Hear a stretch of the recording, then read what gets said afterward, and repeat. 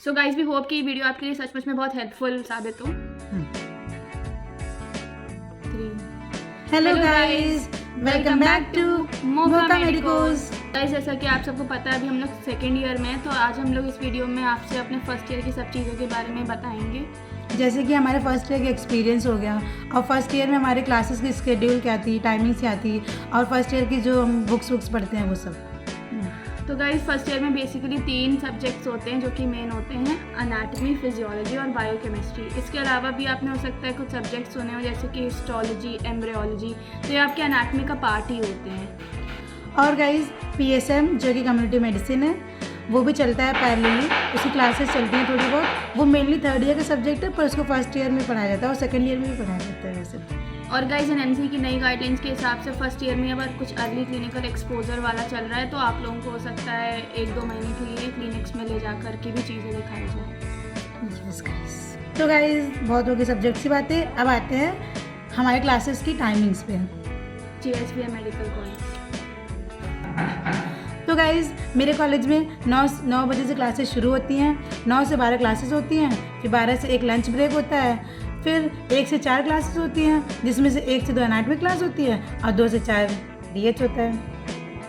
और गाइज मेरे कॉलेज में 9 से 1 क्लासेस होती हैं, 1 से 2 लंच और 2 से 4 फिर से हमारी क्लासेस होती हैं। 2 से 4 में हमारे फिजियोलॉजी या बायोकेमिस्ट्री का प्रैक्टिकल होता है और जो हमारा DH है वो सुबह के इंटरवल में ही हो जाता है, यानी कि 9 से 1 के बीच में 2 घंटे का टाइम। तो अब आप लोग सोच रहे होंगे कि DH ये होता क्या है। तो DH मतलब है डाइसेक्शन हॉल। वहाँ पे कैडवर्स रखे रहते हैं, कैडवर्स मतलब डेड बॉडी, और उसमें हम लोग डाइसेक्शन करते हैं क्योंकि उसी में सारे मसल्स जो भी हैं सब उसी में पढ़ाए जाते हैं। तो वो बहुत इंपॉर्टेंट पार्ट है फर्स्ट ईयर का। ऑर्गन वाइज मतलब हम सारे पार्ट्स का डाइसेक्शन करते हैं, उन्हें समझते हैं और वो बहुत सबसे इंटरेस्टिंग पार्ट भी है क्योंकि ये पहला मौका है और आखिरी मौका भी कि अब आपको एक डेड बॉडी मिल रही है सीखने के लिए, क्योंकि ये सब सेकेंड ईयर में ये सब कुछ नहीं मिलता है।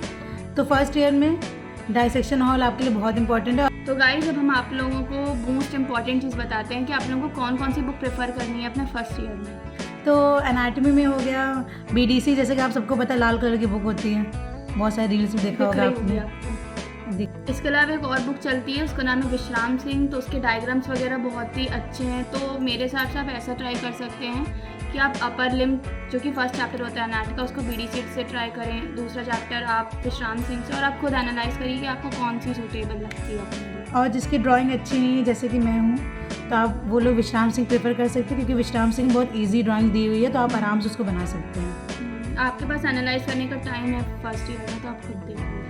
अब आ जाते हैं हम फिजियोलॉजी पे। तो फिजियोलॉजी में जो स्टैंडर्ड टेक्स्ट बुक है वो है आपकी गाइटन, और उसका भी इंटरनेशनल एडिशन जो है वो आपको पढ़ना चाहिए।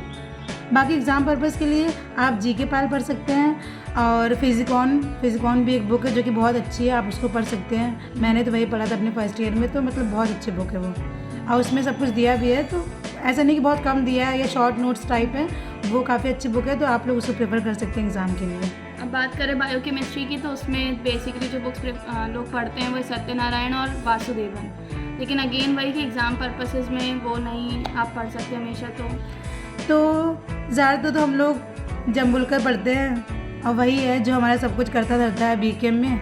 बाकी तो बुक से तो हमारा कुछ नहीं हो पाता है।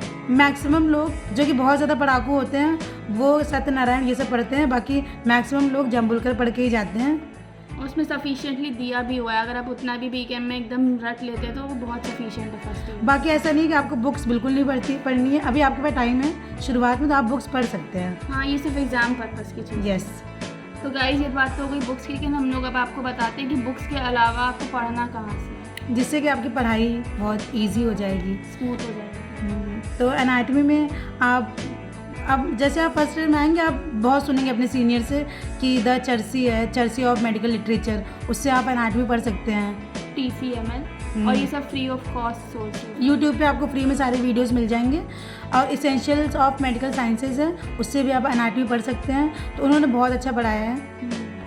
फिजियोलॉजी की बात करें तो आशीष अग्रवाल के लेक्चर्स होते हैं, बहुत ही शॉर्ट, और गाइटन का ही समरी, एक तरह से गाइडेंस की समरी लेके उन्होंने पढ़ाया है। तो आप अगर जैसे आपके पास अगर फिजिकॉन की बुक है और उसके वीडियोस है तो आपका मतलब फिजियो बहुत सही हो जाएगी, बहुत आसान हो जाएगा आपको पढ़ने में। और रही बात बायोकेमिस्ट्री की, तो जाम्बुलकर के नोट्स और जाम्बुलकर के वीडियोस भी पड़े हुए हैं यूट्यूब पे, अगेन फ्री ऑफ कॉस्ट। तो आपकी पढ़ाई इससे बहुत आसान हो जाएगी, तो आप इससे बहुत आराम से अपना फर्स्ट ईयर निकाल सकते हैं। तो गाइस अब हम आप लोगों को बताते हैं कि प्रैक्टिकल्स क्या होते हैं, लैब्स में क्या होता है। डाइसेक्शन हॉल के बारे में तो हम लोगों ने आपको बता दिया।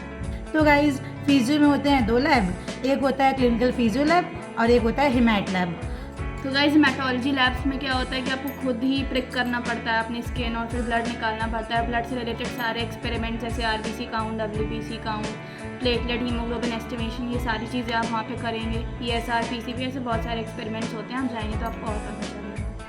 और गाइस क्लिनिकल में हम लोग नॉर्मल सब्जेक्ट्स को एग्जामिन करते हैं। सबसे पहले तो हमको ब्लड प्रेशर मेज़र करना सिखाया जाता है, पल्स लेना सिखाया जाता है, और जो नॉर्मल हमारे सिस्टम्स है, रेस्पिरेटरी सिस्टम हो गया, इन सब का एग्जामिनेशन होता है, और एब्डोमेन एग्जामिनेशन, ईसीजी लेना, ये सब क्लिनिकल में आता और ये है। सब बहुत इंपॉर्टेंट है क्योंकि आप नेक्स्ट ईयर से क्लिनिकल पोस्टिंग्स अटेंड करेंगे तो आपको थोड़ा बहुत नॉलेज होनी चाहिए इन चीज़ों की। ब्लड प्रेशर तो बहुत ज़रूरी है, और पल्स भी।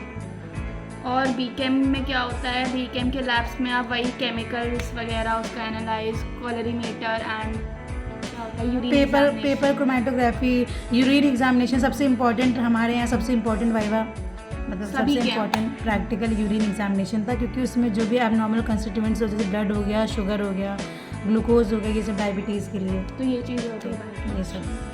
तो गाइस जैसे ही आप फर्स्ट ईयर में एंटर करेंगे 1 महीने बाद ही आपको पता चलेगा कि आपके बहुत सारे टेस्ट होने वाले हैं, और एक बार टेस्ट होना शुरू होगा तो होते ही जाएगा। हाँ, तो गाइस जैसे कि हमारे यहाँ एनाटॉमी के बहुत पीसीटी पीसीबी होते थे, तो हमारे हाथ में हमेशा बीडीसी रहती थी। बहुत सारे टेस्ट होते हैं, जैसे PCTs, terminals, pre university exams, university exams. तो उसका पासिंग क्राइटेरिया क्या है वो हम आपको बताते हैं। तो पास होने के लिए आपको 50% मार्क्स चाहिए होता है। तो अभी तो आप ये सोच रहे होंगे कि पास होना कौन सी बड़ी बात है, 50% तो ऐसे ही ला देंगे। पर जब आप आएंगे मेडिकल कॉलेज में तब आपको पता चलेगा कि ये 50% भी बहुत है। आप इसको लाने के लिए भगवान से बनाएंगे, भगवान प्लीज़ मेरे 50% आ जाए। टॉप करना तो छोड़िए, आपका सपना हो कि सिर्फ आप पास हो जाएं, क्योंकि लाइक हमारा 180 का बैच है, उसमें मुश्किल से 25-30 बच्चे पास होते हैं। हाँ गाइस, तो आप इसीलिए अगर आप यहाँ पे फेल भी हो गए तो कोई बड़ी बात नहीं है, वो एकदम नॉर्मल हो जाएगा आपके लिए फेल होना। पूरे साल हर एग्जाम में पास होना पॉसिबल भी नहीं है प्रैक्टिकली, वो बहुत ही कम होते हैं जो सारे में पास होते हैं। अब तो गाइस आप लोग एग्जाम का बिल्कुल भी स्ट्रेस मत लीजिएगा, चिल रहिए। हाँ, अगर आप पहली बार फेल होंगे तो आपको बुरा लगेगा, उसके बाद से आपको आदत पड़ जाएगी और आपको लगेगा कि सब तो नॉर्मल है। लेकिन इसका मतलब ये नहीं कि आप पढ़ेंगे नहीं, आप अपनी तरफ से मेहनत। हाँ, अपनी तरफ से पूरी मेहनत कीजिएगा। बहुत हो गई अब पढ़ाई लिखाई की बात। तो अब करते हैं कुछ चिल्ड बातें। तो गाइज़ आपने 11th-12th में बहुत मेहनत की है, जैसे कि आपको पता है, और आप नीट जैसे एग्ज़ाम क्रैक करके अपने रेस्पेक्टिव कॉलेजेस में आए हैं। तो सिर्फ पढ़ाई नहीं, एंजॉय करना ही बहुत ज़रूरी है। दोस्तों साथ घूमना, हर जगह एक्सप्लोर करना बहुत इंपॉर्टेंट है। पर इसका मतलब ये नहीं कि आप इसके चक्कर में पढ़ाई भूल जाएंगे। बैलेंस मेंटेन करना ज़रूरी है। और फर्स्ट ईयर सबसे ज़्यादा प्रेशियस टाइम है, क्योंकि ये टाइम लौट के नहीं आएगा। इसी में आप सबसे ज़्यादा एनर्जेटिक भी हैं चीज़ों को एक्सप्लोर करने के लिए। और सेकेंड ईयर से सब अपने अपने में यार थोड़ा सा पढ़ाई के लिए सीरियस हो जाते हैं, और जैसा कि आपने देखा है नेक्स्ट एग्ज़ाम और ये सब भी। तो गाइज़ अगर हो सके तो फर्स्ट ईयर में आप लोग एक ट्रिप मार लीजिए। जैसे कि हम लोग गए थे, हमारे कॉलेज वाले सब रेटिना यानी एम्स भोपाल का जो फेस्ट होता है उसमें हम लोगों ने बहुत एंजॉय किया था। तो ये सारी मेमोरीज बनाना भी बहुत ज़रूरी है। गाइज़ ये गई थी, मैं नहीं, ठीक है। तो गाइज़ मुझसे ये गलती हुई है, तो मैं नहीं चाहती कि आपसे भी ये गलती है। तो गाइज़ अगर आपको और कुछ जानना है मेडिकल लाइफ से रिलेटेड तो आप हमें कमेंट सेक्शन में बता सकते हैं। तो गाइज़ आज के लिए बस इतना, मिलते हैं नेक्स्ट वीडियो में। तब तक के लिए ख्याल रखिए। बाय। बाय।